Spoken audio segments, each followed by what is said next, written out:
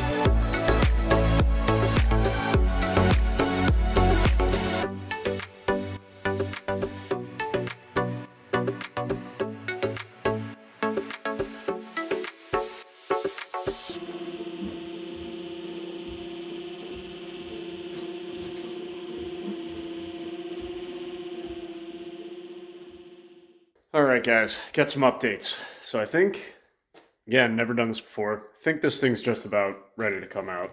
Top side, we got radiator out, fan shroud, air conditioning. The compressor's still in there and hooked up. Not really sure what to do about pressurized lines, but cross that bridge when you get there. Bracketry's out, alternator's off, power steering's loose. On the bottom, we disconnected the exhaust manifolds both sides, motor mounts both sides, transmission mount, removed the drive shaft, unhooked a few sensors. I mean, I think we're at the point now where you just lift this thing up and start moving it forward off the firewall and see what, if anything, catches up, bends, whatever. I'll probably throw a jack under the transmission, under the car to support that as it comes out. Yeah, we'll we'll see what breaks. Hopefully nothing, and yank this thing out. Let's do it.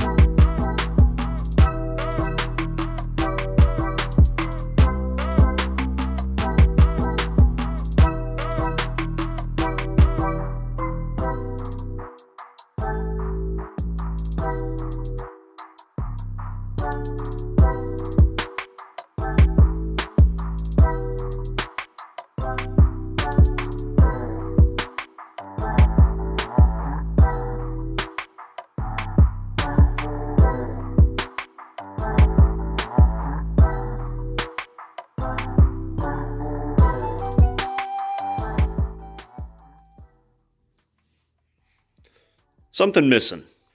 And there it is. All right, so we got the 307 out. No real problems. Probably took about, I don't know, 2 hours, 2.5 hours total. Kind of taking my time. Like I said, I've never pulled a small block, original small block Chevy. I've done LS motors, obviously, but just kind of looked at what was in the way, what needed to come apart, and that was pretty much it. So next, I'd like to get these separated, the 3-speed auto and the motor. First of all, just because I think I might have this sold already to get ready for our LS swap. And also, see if the transmission has a nice converter or anything else, and clean this up and move on to something else.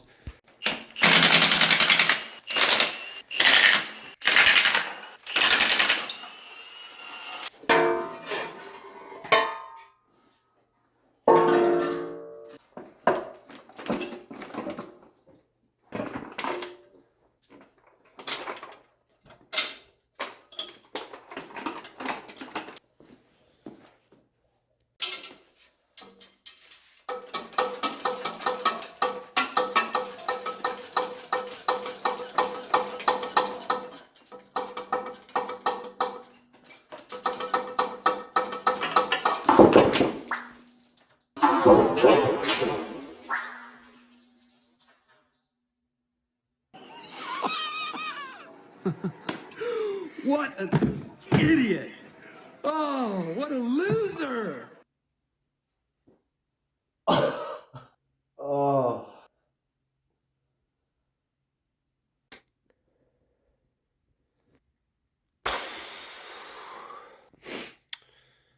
Looks like an episode of Dateline. I mean, looks like a murder was committed here. There's blood splatter on the wall, the counter, big pool of guts. Awesome. On the bright side, the fluid looks immaculate. Might even sweep this up and save it for the next transmission flush. All right, 1 hour later, got that disaster all cleaned up.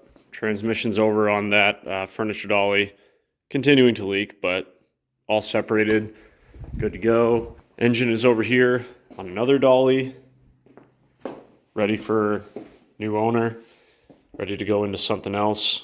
I think he said he was going to put it in a truck, so that's going to go on Saturday, I believe. And we are left with a blank canvas here. Should be plenty of room for an LS in here. Problem with that is we don't have one yet. Continuing to look for one of those. If anyone has any leads, let me know. But in the meantime, we have plenty to keep busy. Made a little sub list here. We pulled the engine and trans, so call that done. while the engine's out. Always a good idea to degrease, clean the engine bay. So there's that. I'd like to remove the Dakota digital gauges that are in the car so we can sell those to hopefully help pay for some of the Holley digital dash.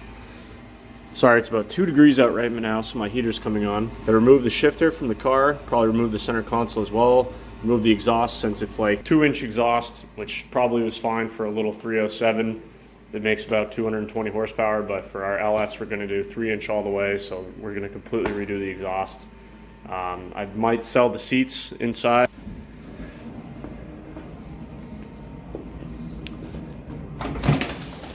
These TMI Sport R seats, I don't really like the no headrest, and you know they're comfortable but not really the style I'm going for, so I might sell these. These are worth a good amount, and get some Recaros or Corbos, so you can always do that. Plenty to keep us busy, so I'm gonna start working down this list. So I think what I'm gonna start with is just trying to clean up this engine bay.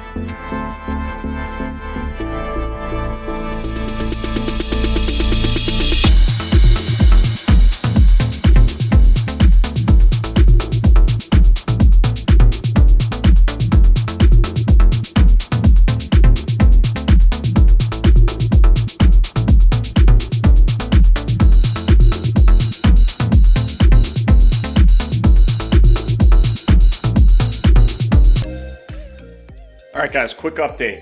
Got some stuff done here. So as you probably noticed, I weathered the cold and got my power washer out, froze my hands, and completely degreased and power washed this engine bay. So nice and clean now, totally degreased, looking spotless, ready for a new LS power plant. Also, this appears most of the subframe and the firewall and all that has a nice coat of satin black paint. And the power steering pump was looking a little ratty, so I prepped that and gave it a nice coat of satin black as well.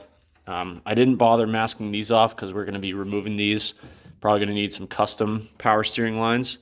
So left those in, and then we know the threads will be good to go below that. So engine bay, check. Also got the seats out and removed the dash pad. Seats I'm thinking about selling. I can't remember if I mentioned that in a previous video, but we're going to get some different seats. So those needed to come out mainly so I could get to under the dash. So you can see the dash pad is removed, and the reason that I'm doing that is so that we can get to work removing our Dakota digital gauges there so that we can sell those. And going to get a Holley digital dash on order here. We're going to use a Holley Terminator system to control the LS motor. So going to get rid of those gauges and just do a digital dash. So those got to come out. And also on our whiteboard over there, we got to get the shifter out since we're going to a manual. So a lot of the interior is coming out. Pretty easy thus far, but let's keep on going. Let's get that shifter out, get this dash cluster out, get the gauges out, and we'll go from there.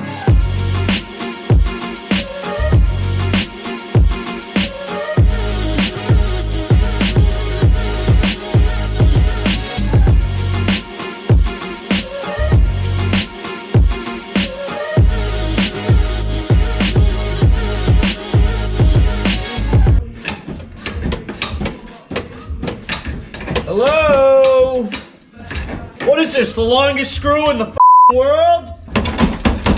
What is this screw coming out of Mary Poppins' bag? Is it 6 miles long? It's gonna be Sunday before I'm done with this. Introducing the world's longest bolts.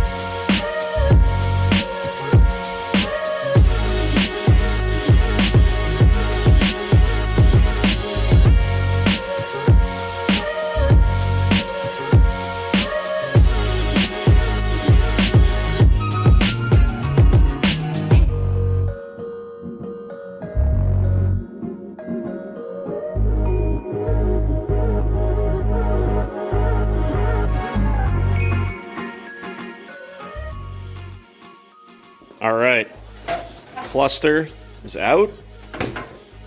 Gauges are out of the cluster with their associated sending units for oil pressure, speedometer, coolant temp, and then a couple other inputs like blinkers and all that stuff. So this is a complete package that we can now sell to a fellow 69 Camaro owner.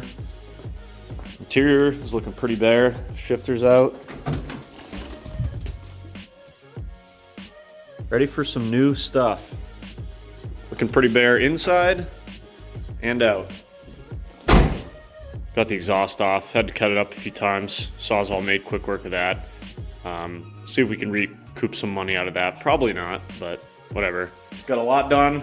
A lot taken apart on the car. Now we need to start buying some stuff. So again, still looking for a LS motor. I'm going to be ordering a different gauge setup. I think you guys are going to like a lot. It's going to require some custom fab. Sooner than later, we're going to be dropping an LS in there, T56 or TR6060 in that area, and a lot of electronic stuff on the inside and just lots of goodies. So that's going to do it for this one. Got some parts on the way. You guys are not going to want to miss it, so see you next time.